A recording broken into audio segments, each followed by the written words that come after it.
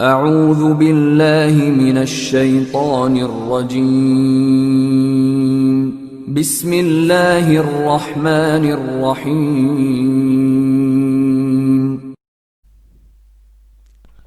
السلام علیکم ورحمۃ اللہ وبرکاتہ۔ الحمد للہ رب العالمین والصلاة والسلام علی جمیع الانبیاء وسید المرسلین وعلی آلہ واصحابہ اجمعین ومن تبعہم بإحسان الى یوم الدین۔ اما بعد فقد قال اللہ تعالی اعوذ باللہ من الشیطان الرجیم بسم اللہ الرحمن الرحیم وَإِنَّكَ لَعَلَى خُلُقٍ عَظِيمٍ صدق اللہ العظیم۔ واجب الاحترام سامعین کرام، عزیز طلباء اور طالبات، جیسا کہ آپ حضرات اس بات سے بخوبی واقف ہیں کہ گزشتہ 2 دنوں سے امام الانبیاء خاتم النبیین والمرسلین طٰہٰ و یاسین، ہم سب کے آقا و مولا محمد الرسول اللہ صلی اللہ علیہ وسلم کی پاکیزہ زندگی کا تذکرہ چل رہا ہے۔ گزشتہ آپ حضرات کے سامنے اللہ کے نبی علیہ الصلاۃ والسلام کی مکۃ المکرمہ کی نبوت ملنے کے بعد کی زندگی کا تذکرہ آیا ہے۔ انشاءاللہ آج میں اللہ کی توفیق سے مدینۃ المنورہ کی 10 سالہ زندگی کا تذکرہ کروں گا، اور اللہ کے حبیب صلی اللہ علیہ وسلم نے دنیا سے کس طرح پردہ فرمایا اس پر بھی روشنی ڈالنے کی کوشش کروں گا۔ حاضرین محترم، اللہ کے نبی علیہ الصلاۃ والسلام نے 53 سال کی زندگی مکہ میں گزارنے کے بعد آخرکار مدینۃ المنورہ کی جانب ہجرت فرمائی۔ مکہ کے لوگوں نے آپ علیہ الصلاۃ والسلام کو مکہ کے اندر اتنی تکلیف پہنچائی، صحابہ کرام رضوان اللہ علیہم اجمعین کے اوپر ایسے مصائب کے پہاڑ توڑے، جس کی وجہ سے آخرکار اللہ کے نبی علیہ الصلاۃ والسلام کو مکہ کو چھوڑ کر مدینہ جانا پڑا۔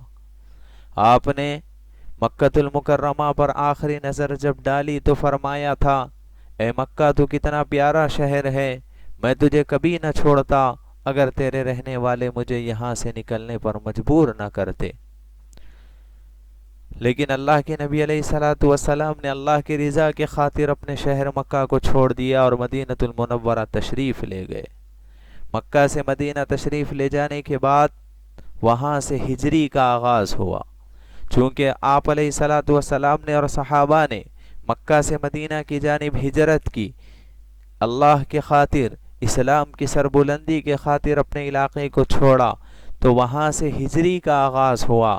آپ غور کرتے ہیں اور دیکھتے ہیں کہ آج 1442 ہجری چل رہی ہے، 1442 ہجری۔ اس کا مطلب یہ ہے کہ اللہ کے نبی علیہ الصلاۃ والسلام کے مکہ سے مدینہ ہجرت فرما کر 1442 سال ہو چکے ہیں۔ چنانچہ آپ علیہ الصلاۃ والسلام کی آمد مدینۃ المنورہ کے اندر وہ ایک تاریخی دن تھا۔ وہ دن تھا جس کے بارے میں حضرت انس بن مالک رضی اللہ تعالیٰ عنہ نے فرمایا تھا کہ ہمارے لیے سب سے بڑا خوشی کا دن وہ تھا جب اللہ کے نبی علیہ الصلاۃ والسلام مدینۃ المنورہ تشریف لائے۔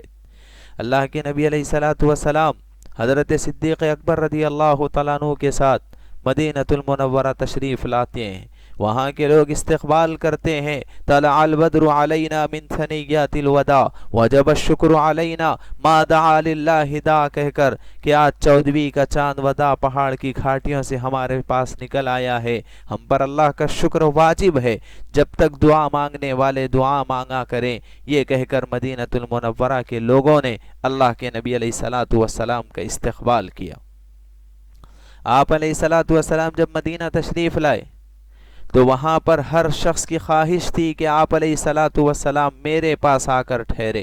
ہر صحابی چاہتے تھے کہ آپ علیہ الصلاۃ والسلام میرے گھر کے اندر آئیں، لیکن آپ علیہ الصلاۃ والسلام نے فرمایا کہ میری اونٹنی کو چھوڑ دو، اسے اللہ کی طرف سے حکم ملا ہے، وہ جہاں پر بیٹھے گی میں وہیں پر ٹھہروں گا۔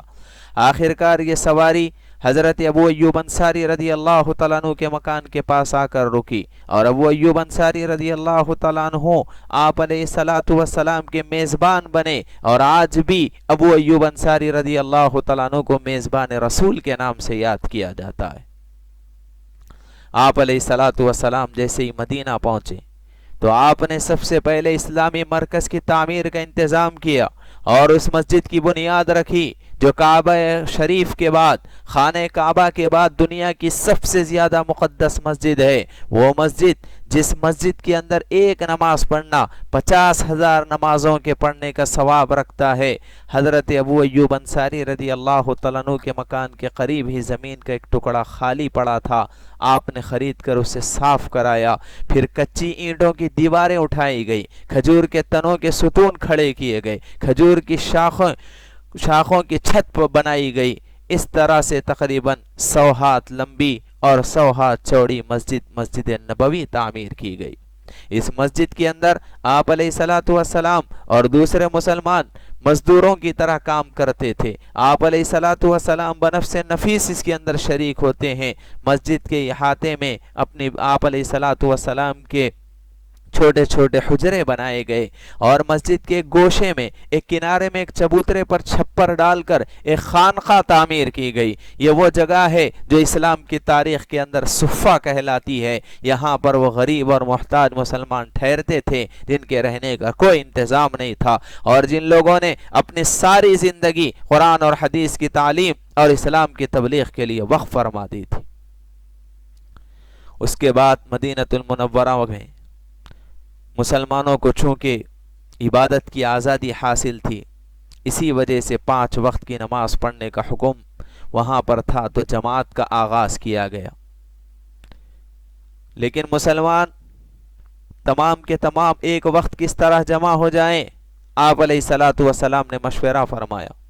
بعض نے کہا کہ نماز کا وقت ہو تو آگ لگا دی جائے، بعض نے کہا کہ ڈھول بجایا جائے، لیکن اللہ کے نبی علیہ الصلوۃ والسلام نے ان طریقوں کو پسند نہیں فرمایا، کیونکہ یہ غیروں کے طریقے تھے۔ آپ علیہ الصلوۃ والسلام بھی فکر میں تھے، صحابہ کرام بھی فکر میں تھے۔ اللہ کے نبی علیہ الصلوۃ والسلام کے ایک صحابی حضرت عبداللہ بن زید رضی اللہ تعالیٰ عنہ، یہ جب جاتے ہیں تو ان کو خواب دکھائی دیتا ہے۔ خواب میں ایک فرشتہ ایک انسان کی شکل میں آتا ہے، وہ ان سے پوچھتے ہیں، وہ فرشتہ جو انسان کی شکل میں آیا تھا وہ دیکھتے ہیں کہ ان کے ہاتھ میں کوئی بجانے کی چیز ہے، وہ ان سے کہتے ہیں کہ مجھے دے دو، میں اسے بجاؤں گا۔ تو انہوں نے پوچھا، خواب کے اندر آنے والے اس شخص نے کہا کہ تم اس کا لے کر کیا کرو گے؟ تو وہ صحابی نے فرمایا کہ میں لے جا کر نماز کو جمع کرنے کے لیے اسے بجاؤں گا تاکہ اس کی آواز سن کر لوگ جمع ہو جائیں۔ تو انہوں نے کہا کہ میں تمہیں اس سے بہتر چیز بتاتا ہوں، جب بھی نماز کا وقت ہو جائے تو بلند آواز سے یہ الفاظ کہہ دیا کرو، اللہ اکبر اللہ اکبر، اور اس طرح سے پورے اذان کے کلمات سکھلائے گئے۔ اگلے دن یہ صحابی نے اللہ کے نبی علیہ الصلوۃ والسلام کی خدمت میں پہنچ کر یہ خواب کا ذکر کیا۔ آپ نے فرمایا کہ یہ خواب اللہ کی طرف سے ہے۔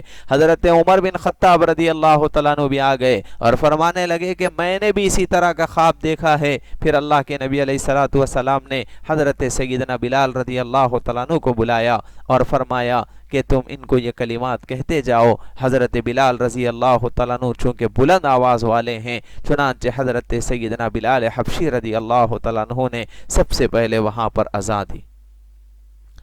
پھر اس کے بعد اللہ کے نبی علیہ الصلوۃ والسلام نے بھائی چارے کا انتظام فرمایا۔ اسلام کی تاریخ کے اندر یہ مواخات، یہ بھائی چارہ ایک بہت زیادہ اہمیت کا حامل ہے۔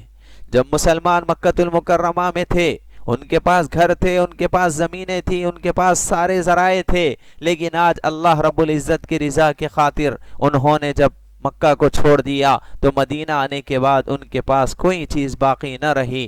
تو اللہ کے نبی علیہ الصلوۃ والسلام نے مدینے کے لوگوں سے کہا کہ اے مدینے والو، مکہ کے لوگوں نے اپنے گھر بار کو چھوڑا ہے، انہوں نے اپنے کاروبار کو چھوڑا ہے، وہ مہاجر بن کر آئے ہیں، اے مدینہ کے لوگوں تم انصار بن جاؤ۔ چنانچہ صحابہ کرام نے، مدینے کے صحابہ نے اللہ کے نبی علیہ الصلوۃ والسلام کی آواز کے اوپر لبیک کہا، اور اللہ کے نبی علیہ الصلوۃ والسلام نے نے مکہ کے ایک صحابی کو مدینہ کے ایک صحابی کا بھائی بنا دیا، یہ تاریخ اسلام کے اندر بھائی چارگی اور مواخات کہلاتی ہے۔ اس کے ذریعے اللہ کے نبی علیہ السلام نے قیامت تک آنے والے لوگوں کو پیغام دیا کہ جب بھی ایک علاقے کے مسلمانوں کے اوپر مال کے اعتبار سے پریشانی آئے تو دوسرے مسلمانوں کی اس ایسے حالات کے اندر ذمہ داری ہے، ان کا فریضہ ہے کہ وہ ان مسلمانوں کا ساتھ دیں اور ان مسلمانوں کا بھائی بن کر ان کے دکھ کو، ان کے درد کو، ان کی تکلیف کو دور کریں۔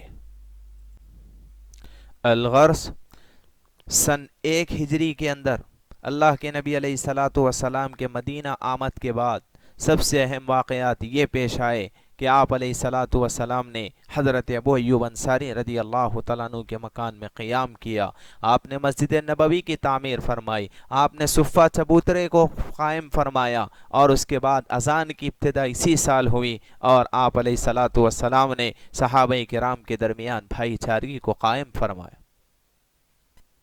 عزیزان گرامی، اس کے بعد سن 2 ہجری کا آغاز ہوا۔ سن 2 ہجری آیا۔ سن 2 ہجری اسلام کی تاریخ کا یہ وہ سال ہے جس سال کے اندر اسلام کی سب سے پہلی جنگ، سب سے پہلا غزوہ بدر پیش آیا۔ اللہ کے نبی علیہ الصلاۃ والسلام جب تک 13 سال مکہ المکرمہ کی زندگی کے اندر تھے، اللہ کی طرف سے مسلمانوں کو کافروں کے ساتھ لڑنے کا حکم نہیں ملا۔ آج دنیا کے وہ لوگ جن کی نگاہوں میں، جن کے دلوں کے اندر اسلام کی نفرت ہے، جو اسلام کو دنیا سے مٹانا چاہتے ہیں، وہ بار بار اسلام کے اوپر اعتراض کرتے ہیں کہ اسلام کے اندر جہاد کیوں ہے، اسلام نے لوگوں سے لڑنے کا حکم کیوں دیا ہے، اللہ کے نبی علیہ الصلاۃ والسلام کبھی بدر کے میدان میں، کبھی احد کے میدان میں کیوں نظر آئے؟ تو میرے عزیز طلباء اور طالبات، آپ اسلامی تاریخ کا مطالعہ کر دیکھیے۔ اللہ کے نبی علیہ السلام نے 13 سالہ جو مکے کے اندر زندگی گزاری، جیسا کہ کل تذکرہ آیا کہ کافروں نے کتنا ظلم صحابہ پہ کیا، آپ علیہ الصلاۃ والسلام کے اوپر کتنے مصائب کے پہاڑ توڑے، لیکن اللہ رب العزت نے ایک آیت بھی اس وقت تک جہاد کی نازل نہیں فرمائی۔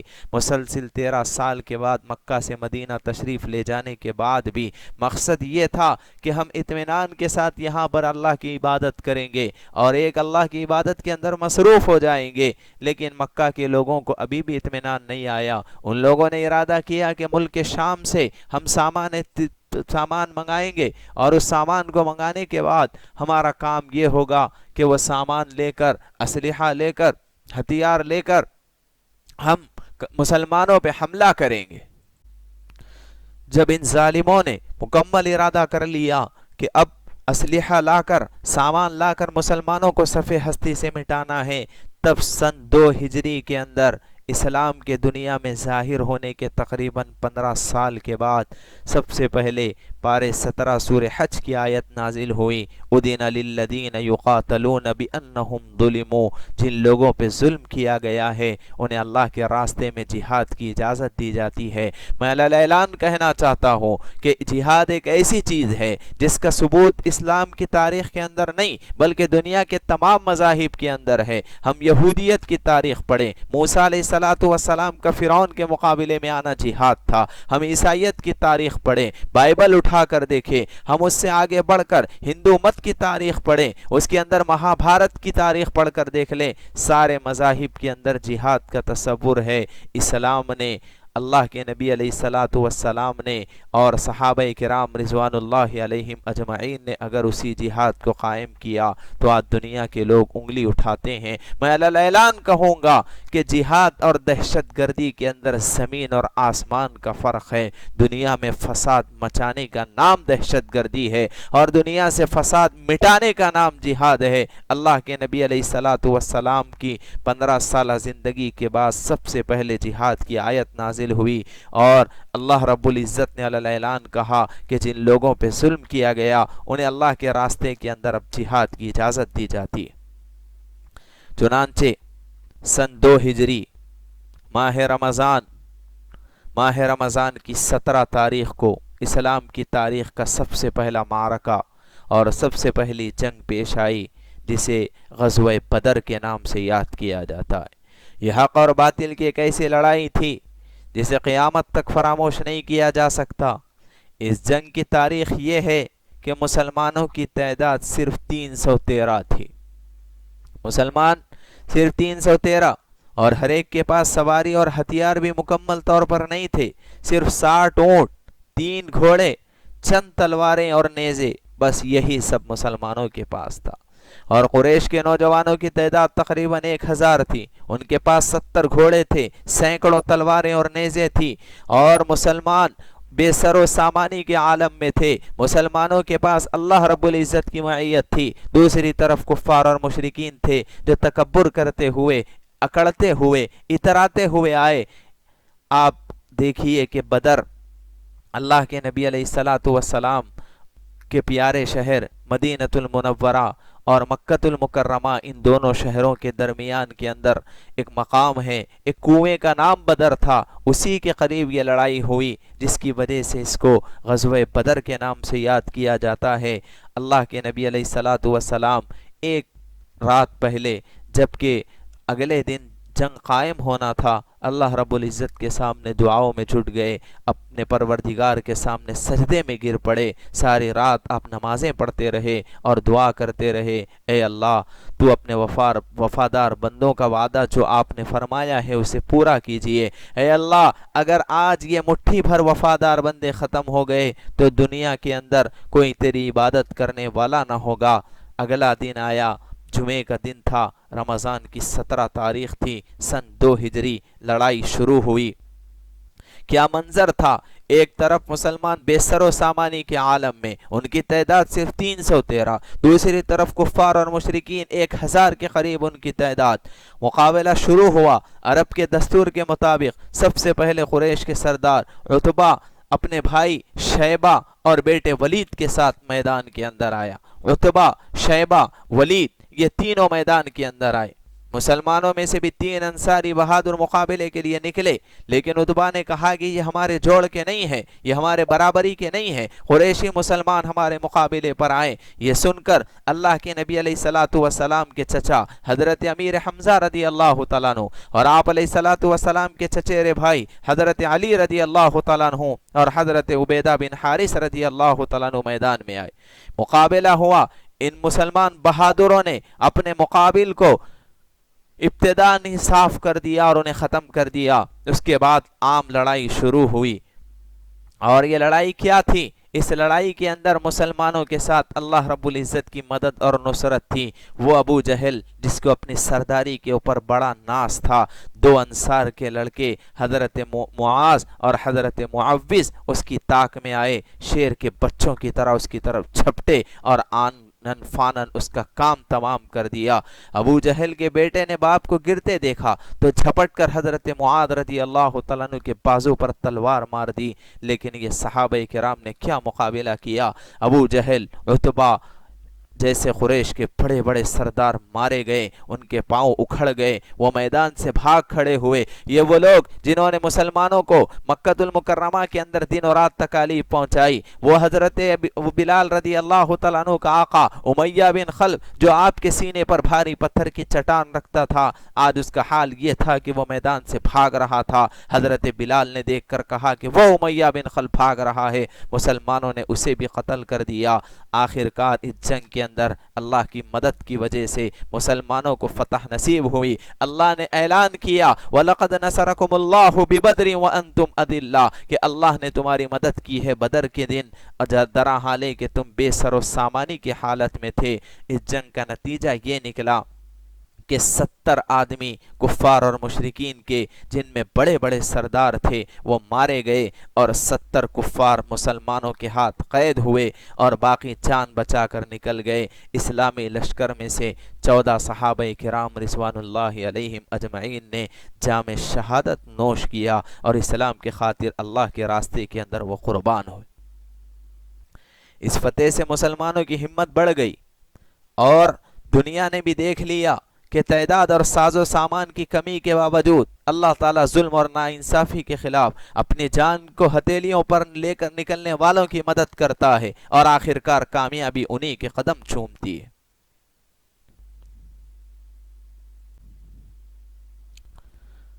سامعین محترم، اس کے بعد सन 3 हिजरी आया।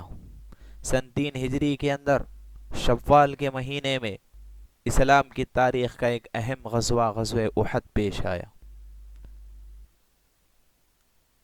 गज़वे बदर के अंदर काफिरों को शिकस्त फाश का मुंह देखना पड़ा। वहां पर कोहराम मच गया, औरतों ने मातम कर कर के आसमान सर पे उठा लिया। आखिर इन लोगों ने तय किया कि तिजारती काफिले का 50,000 दीनार का जो फ़ायदा है वो दूसरी लड़ाई के खराजात के लिए रख दिया जाए और बदर का बदला लिया जाए। चुनांचे शव्वाल सन 3 हिजरी में 3,000 कुरैशी बहादुरों का लश्कर लड़ाई के नारे लगाता हुआ मदीने की तरफ रवाना हुआ। अबू सुफियान को उस लश्कर का सरदार बनाया गया। बहुत सी औरतें भी उस लश्कर के साथ थीं ताकि अपने मर्दों को गैरत दिलाएं और उनको मैदान से भागने न दें। इस लश्कर ने मदीने के पास पहुंचकर उहद पहाड़ के दामन में पड़ाव डाल दिया और आसपास के खेतों और बागों पर कब्जा कर लिया। रसूलुल्लाह सल्लल्लाहु अलैहि वसल्लम को इत्तला मिली तो आपने आदत के मुताबिक मुसलमानों को जमा करके मशवरा किया। तजुर्बेकार लोगों की राय थी कि मदीने के अंदर रहकर दुश्मनों का मुकाबला किया जाए। अब्दुल्ला बिन उबई ये मुनाफिकों का सरदार था। इसने ज़ाहिरन अपने आप को मुसलमान पे बनाकर पेश किया। उसने भी यही राय पेश की, लेकिन बहुत सारे जोशीले नौजवान, उन लोगों की राय ये थी कि मैदान में निकल कर मुकाबला करना चाहिए। चुनांचे अल्लाह के नबी अलैहिस्सलातु वस्सलाम ने उनके मशवरे को कबूल किया और 1,000 साथियों को लेकर मुकाबले के लिए निकल पड़े।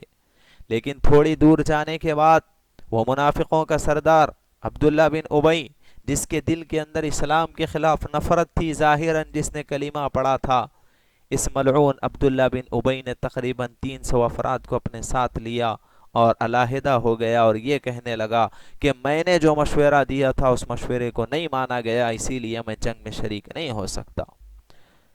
चुनांचे 1,000 में से तकरीबन जब 300 अफराद कम हो गए तो इस जंग के अंदर करीब करीब 700 सहाबा किराम रिज़वानुल्लाहि अलैहिम अजमईन बाकी रह गए जो जंग के मुकाबले के लिए आए। लड़ाई शुरू होने से पहले आपने लश्कर का मुआयना किया, देखा कई कम उम्र नौजवान भी इसमें शरीक हैं। आपने उनको वापस जाने का हुक्म दिया, लेकिन सहाबा किराम का जज्बा ऐसा था कि पाँव के अंगूठों के बल तन के खड़े होते और कहते कि या रसूल अल्लाह सल्लल्लाहु अलैहि वसल्लम मुझे इजाज़त दीजिए, मैं भी इसके अंदर मुकाबला करना चाहता हूँ। आखिरकार उहद पहाड़, ऐसा पहाड़ जिसको अल्लाह के नबी अलैहिस्सलातु वस्सलाम ने जन्नती पहाड़ कहा है, वहाँ पर यह मुकाबला शुरू हुआ। इस्लामी लश्कर ने अपनी सफ़ें कायम की। पहाड़ में एक दुर्रा था, डर था कि मुसलमान इसमें से निकलकर यकायक मुसलमानों पे हमला न कर दें। आपने उसकी डर था कि दुश्मन मुसलमानों पे यकायक हमला न कर दें, तो आप अलैहिस्सलातु वस्सलाम ने उसकी हिफाजत के लिए 50 तीर अंदाज़ों को वहाँ पर तय कर दिया और उन्हें हुक्म दिया कि हर हाल में अपनी जगह पर जमे रहें। आखिरकार लड़ाई शुरू हुई। दुश्मनों ने 3 मरतबा बड़े ज़ोर शोर से मुसलमानों पे हमला किया, मगर मुसलमान बहादुरों ने उसका मुंह तोड़ जवाब दिया। हज़रत अमीर हमज़ा रज़ी अल्लाह तआला अन्हु, हज़रत तलहा रज़ी अल्लाह तआला अन्हु, हज़रत अली रज़ी अल्लाह तआला अन्हु, हज़रत साद रज़ी अल्लाह तआला अन्हु दुश्मनों के लश्कर में घुस गए और उनकी सफ़ों को दरहम बरहम कर दिया। लेकिन हज़रत वहशी जो जुबैर इब्न मुतइम के ग़ुलाम थे, वो तैयार ताक में थे। हज़रत अमीर हमज़ा रज़ी अल्लाह तआला अन्हु जैसे ही उनके करीब आए तो उसने मौका देकर हज़रत हमज़ा रज़ी अल्लाह तआला अन्हु को नेज़ा मारा, जो उनकी कमर के आर पार निकल गया और हज़रत अमीर हमज़ा रज़ी अल्लाह तआला अन्हु शहीद हो गए। इस जंग के अंदर आप अलैहिस्सलातु वस्सलाम के हाथ में एक तलवार थी। आपने फरमाया कि कौन है जो इस तलवार का हक अदा करे। हज़रत अबू दुजाना रज़ी अल्लाह तआला अन्हु एक सहाबी है, उन्होंने फरमाया कि या रसूल अल्लाह इसका हक क्या है। आपने फरमाया कि इसे घुमाते घुमाते जाओ। हज़रत अबू दुजाना रज़ी अल्लाह तआला अन्हु आगे बढ़ गए और दुश्मनों की सफ़ में घुस गए। इस जंग के अंदर हाल ये था कि मुसलमान बिल्कुल जीतने के करीब हो चुके थे। मक्का वाले बहादुर मुसलमानों के मुकाबले में न ठहर सके और मैदान से भाग खड़े हुए। कुछ मुसलमानों ने उनका पीछा किया, مگر پھر واپس آ کر مال غنیمت لینے لگے۔ حضرت عبداللہ بن جبیر رضی اللہ تعالیٰ عنہ کو اس درے کے دستے کے اوپر امیر بنایا گیا تھا۔ انہوں نے لوگوں سے کہا کہ تم یہاں سے مت بھاگو، لیکن ان لوگوں نے کہا کہ اب تو ہماری فتح ہے، یہ کہہ کر وہ وہاں سے ہٹ گئے اور آ کر مال غنیمت لینے لگے۔ حضرت خالد بن ولید رضی اللہ تعالیٰ عنہ جو آگے چل کر مسلمانوں کے بہت بڑے سپاہی بنے، مسلمانوں کے بہت بڑے طاقتور صحابی بنے اور بڑی فتوحات ان کے ہاتھ ہوئی، اس وقت سن 3 ہجری میں احد کے معرکے کے وقت وہ مسلمان نہیں تھے۔ وہ بڑے ہوشیار اور لڑائی کے داؤ پیچ کو جاننے والے تھے۔ انہوں نے دیکھا کہ وہ درہ خالی ہے تو انہوں نے اپنے کچھ ساتھیوں کو لیا اور وہاں سے مسلمانوں پہ حملہ کر دیا۔ مسلمان اس اچانک حملے سے گھبرا اٹھے اور بہت سے آپس میں گتھم گتھا ہو گئے، مگر آپ علیہ الصلوۃ والسلام اس وقت ذرا بھی نہ گھبرائے، اپنی جگہ جمے رہے اور اپنے جانثاروں کی رہنمائی فرماتے رہے۔ چند بہادر صحابہ کرام نے آپ علیہ الصلوۃ والسلام کو اپنے گھیرے کے اندر لے لیا۔ حضرت ابو طلحہ انصاری رضی اللہ تعالیٰ عنہ نے دشمنوں پہ تیروں کو برسانا شروع کر دیا۔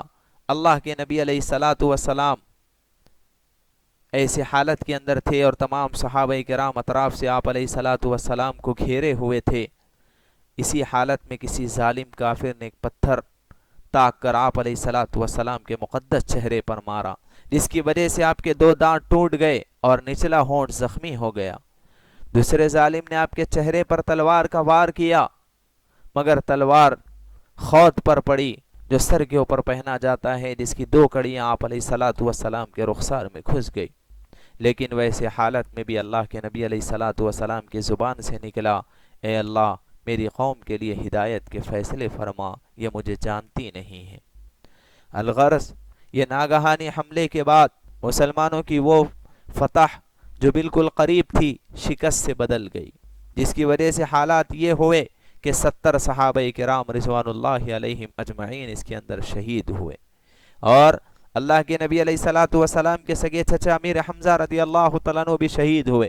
حضرت مصعب بن عمیر رضی اللہ تعالیٰ عنہ جنہوں نے مدینے کے اندر اسلام کی شعائیں پھیلائی تھی، وہ بھی اس جنگ کے اندر شہید ہو گئے۔ حضرت سعد بن ربیع رضی اللہ تعالیٰ عنہ جو مدینہ المنورہ کے انصار قبیلے کے سردار تھے، وہ بھی اس جنگ کے اندر شہید ہوئے۔ اللہ تعالیٰ نے چوتھے پارے میں سورہ آل عمران کے اندر اس کا تذکرہ کیا، اور اللہ رب العزت نے فرمایا کہ اس جنگ کا مقصد یہ تھا کہ اللہ تعالیٰ تمہارے ایمان کو پرکھنا چاہتا تھا، اور اللہ رب العزت تم میں سے بعض کو شہادت کے اعزاز سے سرفراز کرنا چاہتا تھا۔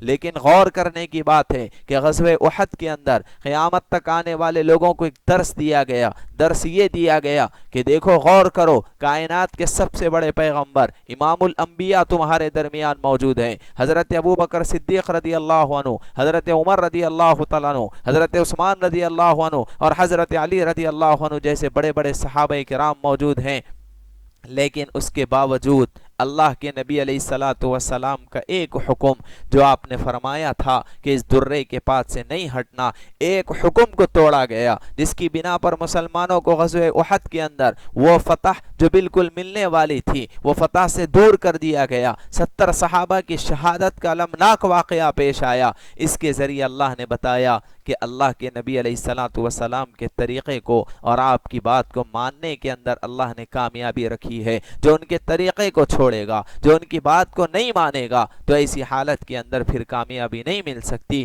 الغرض اس کے بعد پھر اللہ رب العزت نے وہ صحابہ کرام کو جو اس میدان جنگ کے اندر پیچھے ہٹے تھے یا یہ کہ مال غنیمت کے لوٹنے کے لیے آگے بڑھے تھے، ان تمام صحابہ کرام کی عام معافی کا اعلان قرآن کریم کے اندر کر دیا۔ الغرض یہ سن 3 ہجری شوال المکرم کے اندر اسلام کی تاریخ کا ایک اہم معرکہ غزوہ احد پیش آیا۔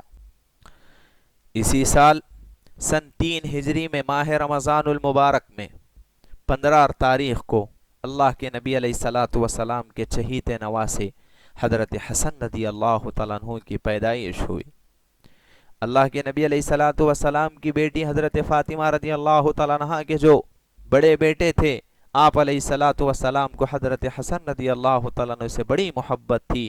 آپ علیہ الصلوۃ والسلام نے ان کے بارے میں فرمایا تھا کہ یہ جنت کے نوجوانوں کے سردار۔ سامعین محترم، اس کے بعد وقت گزرتا گیا، سن 4 ہجری ختم ہو کر سن 5 ہجری آیا، اور سن 5 ہجری بھی اسلام کی تاریخ کے اندر ایک اہمیت کا سال ہے۔ اس سال شوال المکرم کے مہینے کے اندر ایک اہم غزوہ جسے غزوہ خندق کہا جاتا ہے وہ پیش آیا۔ غزوہ خندق جسے غزوہ احزاب بھی کہا جاتا ہے، اس کے نام سے قرآن کریم میں اللہ رب العزت نے 21ویں اور 22ویں پارے میں ایک سورت نازل کی ہے، سورہ احزاب۔ اس جنگ کی وجہ یہ ہوئی کہ مکہ کے کافروں مشرکوں نے مدینے کے یہودیوں کو اور بہت سارے قبیلوں کو لے لیا، تقریباً 10,000 کا ایک زبردست لشکر جمع ہوا، اور ان سب نے ارادہ کیا کہ مسلمانوں کو صف ہستی سے مٹا دیا جائے۔ اللہ کے نبی علیہ الصلاۃ والسلام کو جب اطلاع ملی تو آپ نے اپنی عادت کے مطابق صحابہ کرام سے مشورہ کیا۔ کفار کا لشکر بہت بڑا تھا، کھلے میدان میں ان کا مقابلہ کرنا آسان نہ تھا۔ اللہ کے نبی علیہ الصلاۃ والسلام نے ان سے مشورہ کیا کہ کیسے مقابلہ کیا جائے۔ آپ علیہ السلام کے ایک صحابی حضرت سلمان فارسی رضی اللہ تعالیٰ عنہ، جو ایران کے رہنے والے تھے، ایرانیوں کی لڑائیوں کے طریقوں سے واقف تھے، انہوں نے مشورہ دیا کہ مدینہ کے شمالی حصے میں خندق کھودی جائے اور اسے محفوظ کر لیا جائے۔ اس رائے کو سب نے پسند کیا۔ 3,000 مقدس صحابہ کرام اپنے گھروں سے نکل آئے اور پھاوڑے لے کر کھدائی شروع کر دیے۔ عجیب سما تھا، خالی پیٹوں پر پتھر بندھے ہوئے تھے، ہاتھوں میں پھاوڑے تھے، چہرے ایمان کی روشنی سے جگمگا رہے تھے، اور صحابہ کرام یہ اشعار پڑھ رہے تھے: ہم وہ ہیں جنہوں نے محمد صلی اللہ علیہ وسلم کے ہاتھ میں ہاتھ دے کر وعدہ کیا ہے کہ جب تک ہماری جان میں جان ہے اللہ کے راستے میں قربان ہونے کے لیے ہم تیار ہیں۔ انہی بندوں کے اندر اللہ رب العزت کے سب سے پیارے بندے اور سب سے مقبول بندے اور امام الانبیاء بھی تھے، جو خندق کھودنے میں مشغول تھے، اور ان کے پیٹ کے اوپر 2 پتھر بندھے ہوئے تھے۔ ایک مرتبہ ایک صحابی حضرت جابر رضی اللہ تعالیٰ عنہ نے حضور کو دیکھا کہ آپ کے پیٹ پر پتھر بندھے ہوئے ہیں۔ یہ سمجھ گئے کہ آپ نے کئی دنوں سے کھانا نہیں کھایا ہے، بے قرار ہوئے۔ گھر جا کر اپنی بیوی سے پوچھا، معلوم ہوا کہ ایک بکری کا بچہ اور تھوڑے سے جو موجود ہیں۔ بیوی سے کہا کہ کھانا تیار کرو، اور آپ علیہ الصلاۃ والسلام کی خدمت میں آ کر چپکے سے عرض کیا کہ یا رسول اللہ، آپ میرے گھر تشریف لائیے، جو کچھ حاضر ہے تناول فرمائے۔ آپ علیہ الصلاۃ والسلام نے منظور فرمایا، اور اپنے ساتھیوں میں بھی اعلان کر دیا کہ حضرت جابر رضی اللہ تعالیٰ عنہ کے ہاں مسلمانوں کی دعوت ہے۔ وہ یہ سن کر حیران ہو گئے کہ ایک بکری کا بچہ اور چند مٹھی بھر جو اور 3,000 کا لشکر، مگر سب کچھ اللہ پر انہوں نے چھوڑ دیا۔ آپ علیہ الصلاۃ والسلام جب حضرت جابر رضی اللہ تعالیٰ عنہ کے گھر پہنچے، پیچھے سارا لشکر تھا۔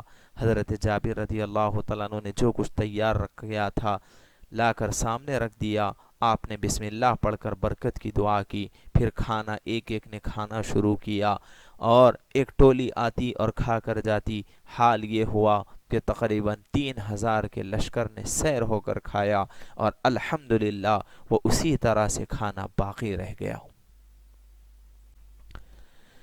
20 دن کے بعد 12,000 گز کی یہ خندق تیار کی گئی۔ ادھر 10,000 اسلام کے دشمنوں کا لشکر، جس میں عرب کے تمام قبیلے شامل تھے، مدینہ پہنچ گئے، اور خندق کے اس پار انہوں نے پڑاؤ ڈال دیا۔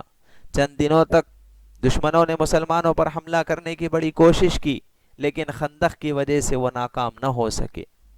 آخرکار ان کا ایک سردار جس کا نام عمر بن ود تھا، 1,000 بہادروں کے برابر سمجھا جاتا تھا، ایک ایسی جگہ سے جہاں خندق کی چوڑائی کم تھی، خندق پار کر کے مسلمانوں کی طرف آیا۔ حضرت سیدنا علی کے مرتضی رضی اللہ تعالیٰ عنہ نے چند منٹ کے اندر اس کا کام تمام کر دیا۔ اس کے بعد کافروں کے کئی اور سردار بھی خندق کو پار کرنے آئے، مگر اسلام کے بہادروں نے ان کو بھگا دیا، اور یہ ایام لڑائی کے بڑے سخت تھے۔ مسلمانوں کے خلاف دشمنوں نے تابڑ توڑ حملے شروع کر دیے۔ آخرکار ایسے ہی یہ حملے کرتے رہے، اور وہ حملے مسلمان ان کے مقابلے کے اندر تیاری کرتے رہے۔ اسی پریشانی کے عالم میں کئی نمازوں کی قضا ہوئی. بعد میں اللہ کے نبی علیہ الصلاۃ والسلام نے ان نمازوں کی ادائیگی فرمائی اور اللہ رب العزت سے دعا کی اور فرمایا کہ اللہ کی لعنت ہو ان لوگوں پر جن لوگوں نے ہمیں نماز سے غافل کر دیا ہے. آپ علیہ الصلاۃ والسلام نے ایسے لوگوں پر لعنت فرمائی جو دوسرے لوگوں کو نماز سے غافل فرماتے ہیں، اور آپ علیہ الصلاۃ والسلام نے ایسے لوگوں کے لیے بد دعا فرمائی ہے جو دوسرے لوگوں کو نماز سے غافل کرتے ہیں. آخر کار آپ دیکھیے کہ یہ جنگ کا نتیجہ کیا ہوا کہ پوری طاقت عرب کے لوگوں نے خرچ کر دی. 10,000 کا لشکر جرار آیا لیکن مدینہ کے مسلمانوں کو ذرہ برابر بھی نقصان نہ پہنچا سکے. 20-22 دن تک کھلے میدان کے اندر رہے. وہاں پر سردی کا زور بڑھتا چلا جا رہا تھا اور کھانے پینے کے جو بھی ان کے پاس لائے ہوئے اشیاء اور سامان تھے وہ بھی ختم ہو چکے تھے. سب کی ہمتیں ٹوٹ چکی تھی اور اللہ کا کرنا ایسا ہوا کہ ایک رات بارش ایسی لگی کہ آندھیوں کا طوفان آیا، خیمے اکھڑنے لگے، ان کے چولہوں کی آگ ٹھنڈی ہو گئی اور کھانے سے بھری ہوئی دیگیں ان کی الٹ گئی. دشمنوں کے قدم پہلے ہی اکھڑ چکے تھے. یہ حال دیکھا تو ان لوگوں نے آپس میں مشورہ کیا کہ چلو اپنے گھروں کا راستہ لیں. آخر کار یہ لوگ واپس چلے گئے اور اللہ رب العزت نے اللہ کے نبی علیہ السلام کی، صحابہ کرام کی حفاظت فرمائی. آپ علیہ الصلاۃ والسلام نے نماز ادا کی اور اللہ رب العزت کا شکر ادا کیا. سامعین محترم، غزوہ خیبر کے بعد اگلے سال سن 6 ہجری کے اندر اللہ کے نبی علیہ الصلاۃ والسلام نے خواب دیکھا. آپ خواب میں دیکھتے ہیں کہ آپ علیہ الصلاۃ والسلام اپنے ساتھیوں کے ساتھ خانہ کعبہ کا طواف کر رہے ہیں. اس خواب کو دیکھ کر آپ کے دل میں مکۃ المکرمہ کی اور خانہ کعبہ کی محبت بھر آئی اور آپ نے اس خواب کو غیبی اشارہ سمجھا. صحابہ کرام کے سامنے ذکر کیا.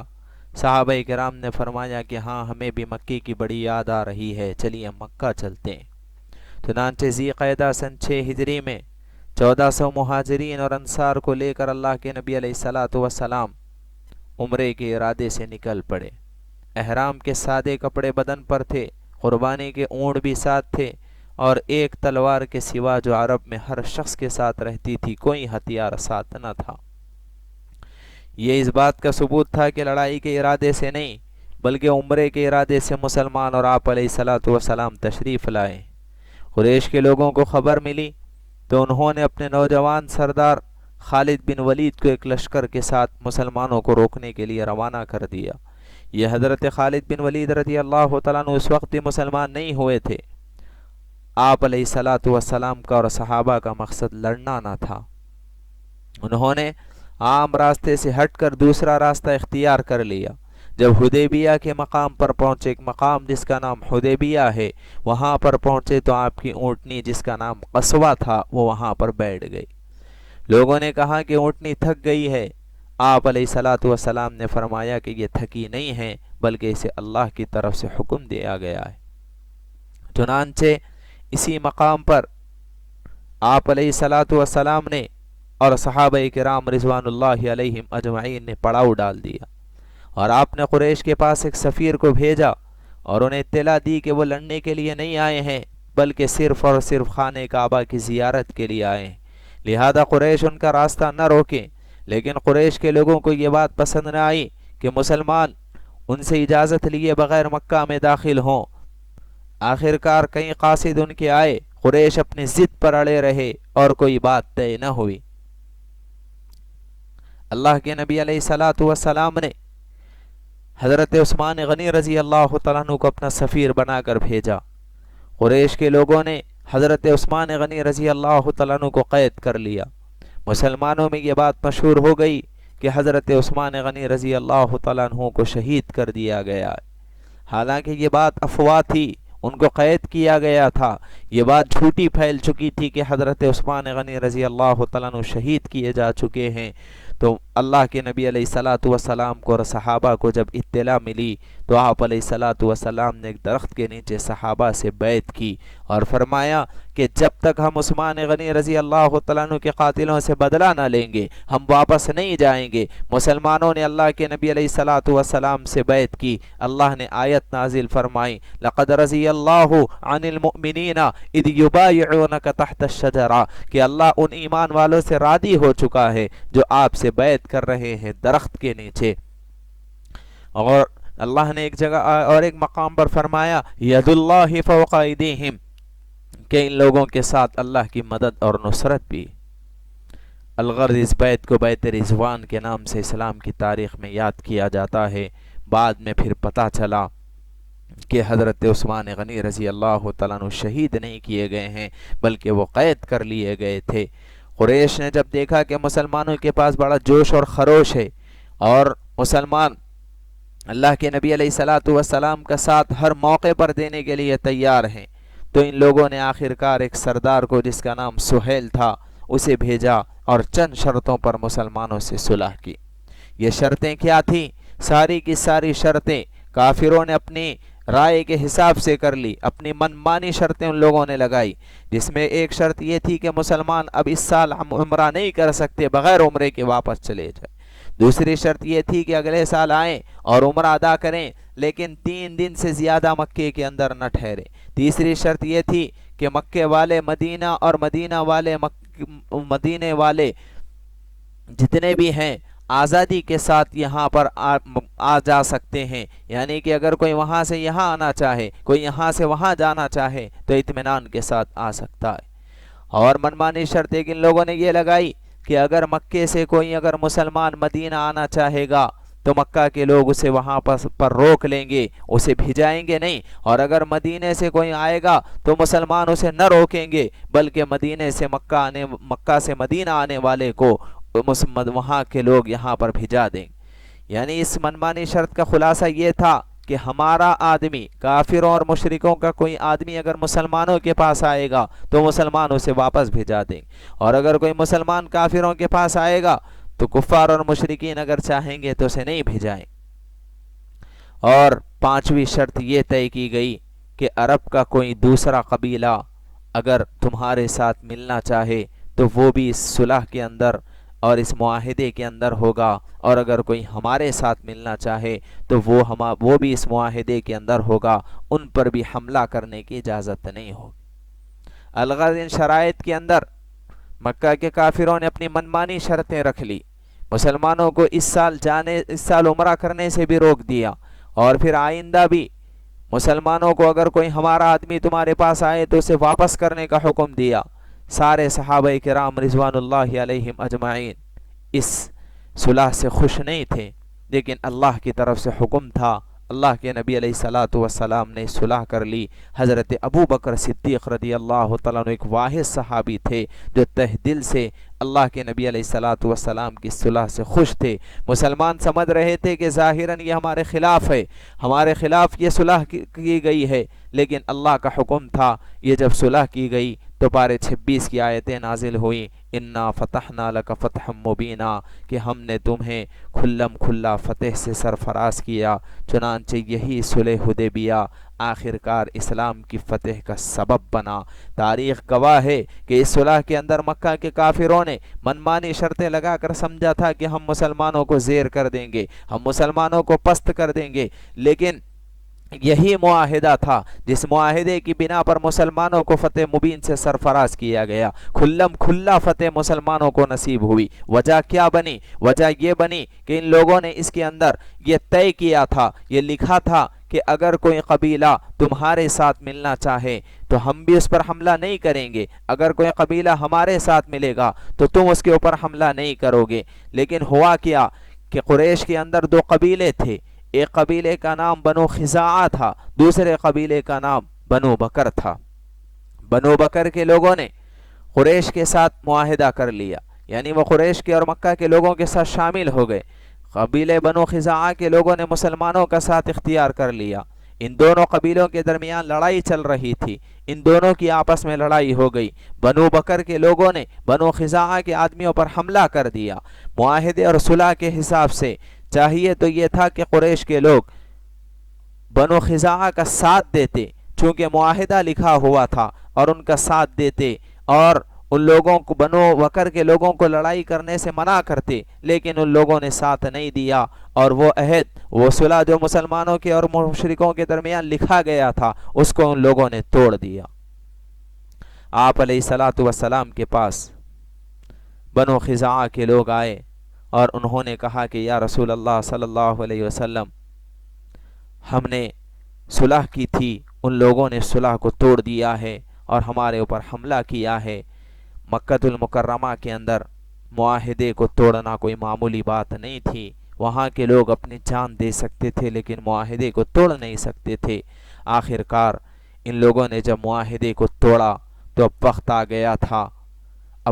گیا تھا، ان لوگوں کو جنہوں نے صلح کر کر اسے توڑا ہے، جنہوں نے معاہدہ لکھ کر اسے ختم کیا ہے، جن لوگوں نے بے سر و سامانی کی حالت میں نکلے ہوئے مسلمانوں کے اوپر ظلم و ستم کیا ہے، اب وقت آ گیا تھا ان لوگوں کے پاس جا کر اسی خانہ کعبہ کو فتح کرنے کا۔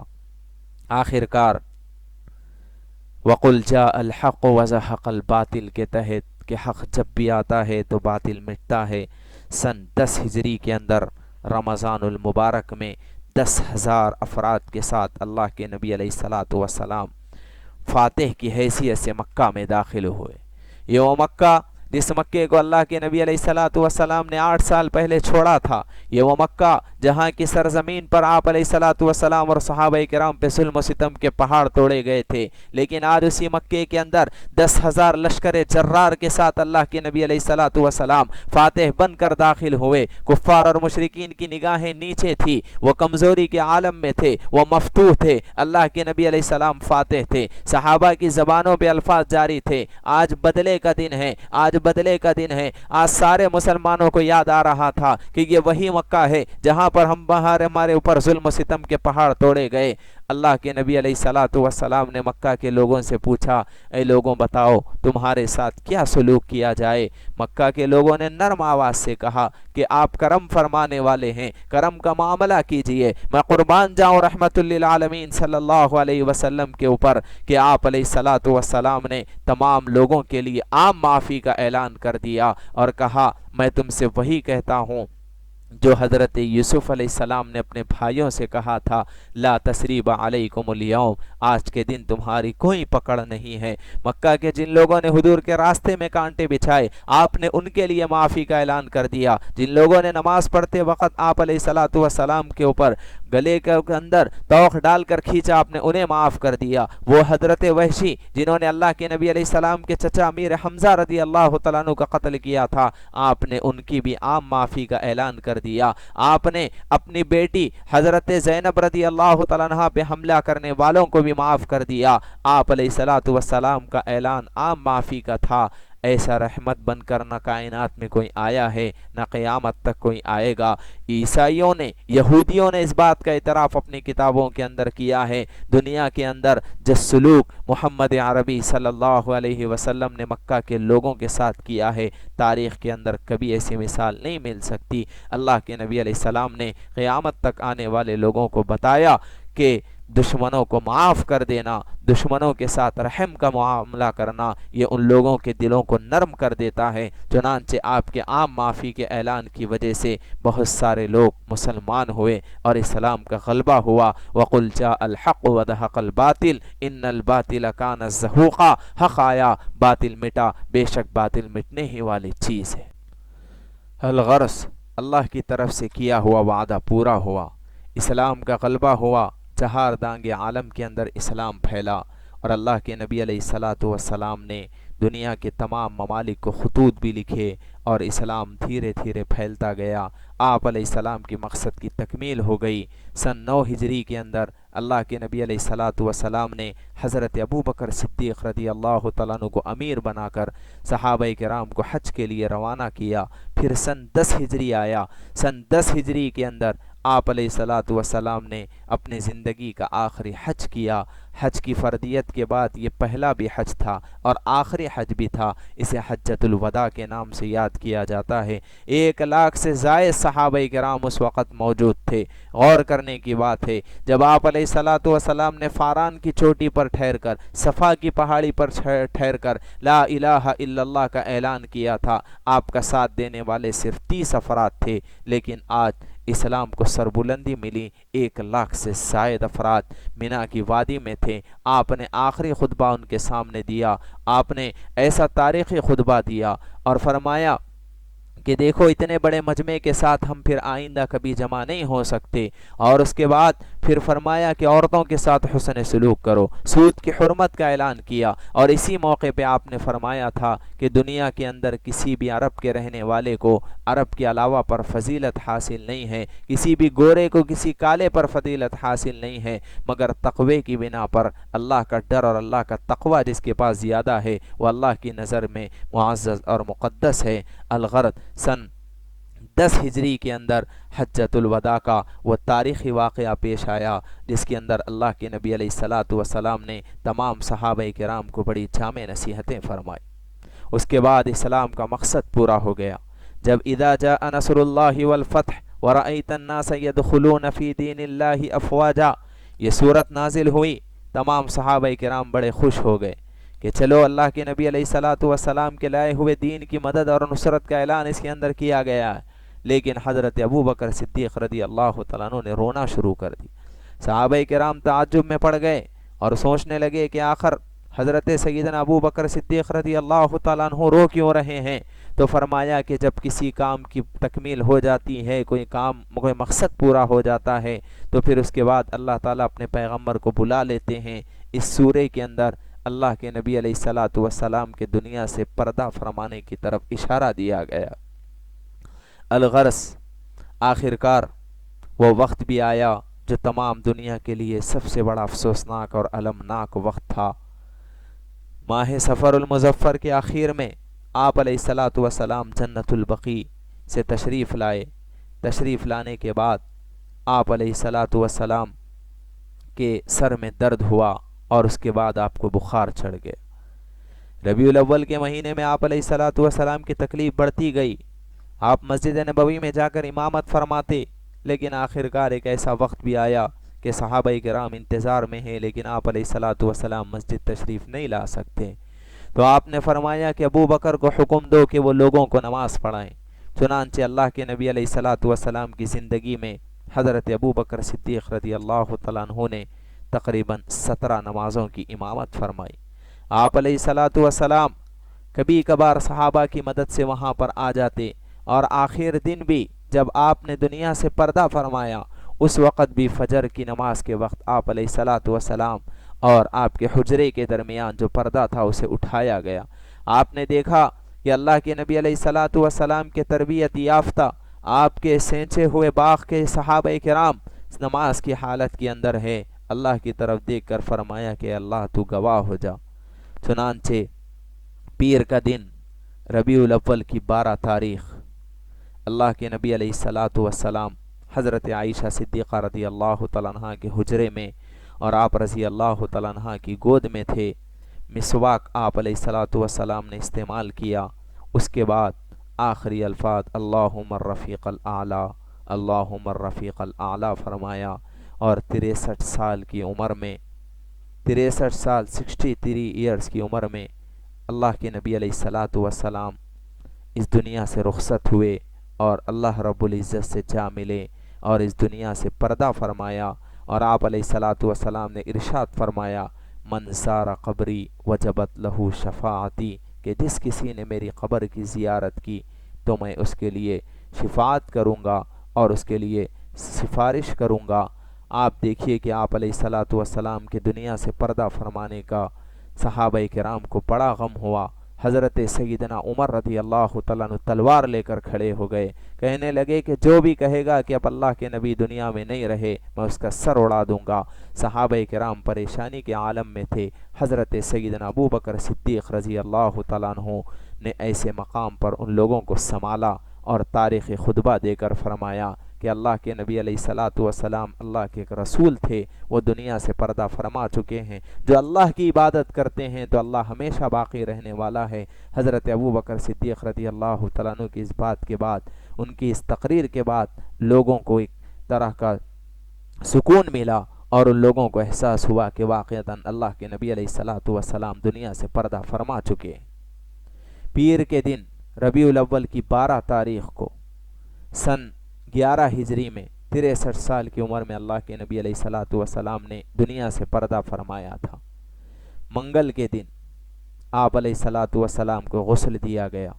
حضرت علی رضی اللہ تعالیٰ عنہ، حضرت فضل بن عباس رضی اللہ عنہما، حضرت عباس رضی اللہ تعالیٰ عنہ اور حضرت اسامہ بن زید رضی اللہ تعالیٰ عنہم یہ غسل کے اندر شریک تھے۔ مہاجرین اور انصار اس شرف میں شریک ہونا چاہتے تھے، لیکن حضرت سیدنا علی رضی اللہ تعالیٰ عنہ نے اندر سے کیواڑ کو بند کر دیا تاکہ اطمینان سے یہ خدمت انجام دی جا سکے۔ آپ علیہ الصلوۃ والسلام کو 3 سفید کپڑوں کے اندر کفن دیا گیا۔ غسل و تکفین کے بعد یہ مسئلہ پیدا ہوا کہ دفن کہاں کیا جائے۔ حضرت سیدنا ابوبکر صدیق رضی اللہ تعالیٰ عنہ نے فرمایا کہ میں نے آپ علیہ الصلوۃ والسلام سے سنا ہے کہ نبی جس جگہ وفات پاتے ہیں دفن بھی وہیں پر ہوتے ہیں۔ چنانچہ جنازہ مبارکہ تیار کر کے حجرہ شریف ہی میں رکھ دیا گیا۔ حضرت عائشہ رضی اللہ عنہا فرماتی ہیں کہ اس میں مصلحت یہ تھی کہ کھلی جگہ دفن کیا جاتا تو اندیشہ تھا کہ لوگ آپ علیہ الصلوۃ والسلام کی قبر مبارک کو بھی سجدہ گاہ بنا لیتے تھے، وہاں پر سجدے کرتے تھے، لیکن آپ علیہ الصلوۃ والسلام کو یہ بات پسند نہ تھی۔ جگہ کی تنگی کی وجہ سے تھوڑے تھوڑے لوگ آتے جاتے اور بغیر کسی امام کے آپ علیہ الصلوۃ والسلام کی بغیر کسی امام کے وہ آتے جاتے اور درود السلام آپ علیہ الصلوۃ والسلام پہ پڑھتے اور چلے جاتے۔ یہ سلسلہ کئی گھنٹوں تک جاری رہا۔ حضرت ابو طلحہ رضی اللہ تعالیٰ عنہ فرماتے ہیں کہ آپ علیہ الصلوۃ والسلام کے لیے بغلی قبر کھودی گئی۔ آدھی رات کے قریب آپ علیہ الصلوۃ والسلام کو آغوش لحد کے سپرد کیا گیا۔ آپ علیہ الصلوۃ والسلام کی یہ سیرت طیبہ ہے جو ہم نے سنی ہے۔ آپ علیہ الصلوۃ والسلام کی سیرت کا حق تو دنیا کے اندر کوئی انسان ادا نہیں کر سکتا۔ بڑے بڑے لوگوں نے اور بڑے بڑے مصنفوں نے بے شمار کتابیں لکھی، لیکن آخر کے اندر یہی کہا لا يمكن الثناء كما كان حقه بعد از خدا بزرگ توئی قصہ مختصر۔ کائنات کے اندر کوئی زبان بھی اللہ کے نبی علیہ السلام کی نہ تعریف کر سکتی ہے نہ آپ کی سیرت بیان کر سکتی ہے۔ بس ہم اتنا کہہ سکتے ہیں کہ اللہ کے بعد کائنات میں سب سے بلند مقام آپ کا ہے۔ اگر ہم بھی اللہ کے نبی علیہ السلام سے سچی محبت کرتے ہیں تو ہمیں چاہیے کہ دنوں رات آپ علیہ الصلوۃ والسلام پہ درود السلام کا نذرانہ بھیجیں، درود السلام کثرت سے پڑھیں۔ میرے آقا علیہ الصلوۃ والسلام نے ارشاد فرمایا کہ اگر تم 1 مرتبہ مجھ پر درود پڑھتے ہو اللہ تمہارے اوپر 10 رحمتیں نازل فرماتا ہے۔ ہم اللہ کے نبی علیہ الصلوۃ والسلام کے طریقے پر چلیں، آپ کی سنتوں پر عمل کریں، کیونکہ میرے آقا نے خود فرمایا من احب سنتی فقط احبنی، جس نے مجھ سے میری سنتوں سے محبت کی اس نے مجھ سے محبت کی۔ ومن احبنی کان معی فی الجنہ، اور جو مجھ سے محبت کرے گا وہ جنت کے اندر ہوگا۔ عشق نبی کا دعویٰ کرنے سے انسان عاشق نہیں ہوتا، عشق نبی کے دعوے کے ساتھ ساتھ اللہ کے نبی علیہ السلام کے طریقے پر عمل کرنے سے، سنتوں کو اپنانے سے انسان عاشق ہوتا ہے۔ دعا کیجئے اللہ تعالیٰ مجھے بھی اور آپ کو بھی آپ علیہ الصلوۃ والسلام کی مکمل سیرت کو سمجھنے کی، اس پر عمل کرنے کی توفیق نصیب فرمائے۔ اللہم صلی علی محمد وعلی آل محمد کما صلیت علی ابراہیم وعلی آل ابراہیم انک حمید مجید۔ اللہم بارک علی محمد وعلی آل محمد کما بارکت علی ابراہیم وعلی آل ابراہیم انک حمید مجید۔ السلام علیکم ورحمۃ اللہ وبرکاتہ۔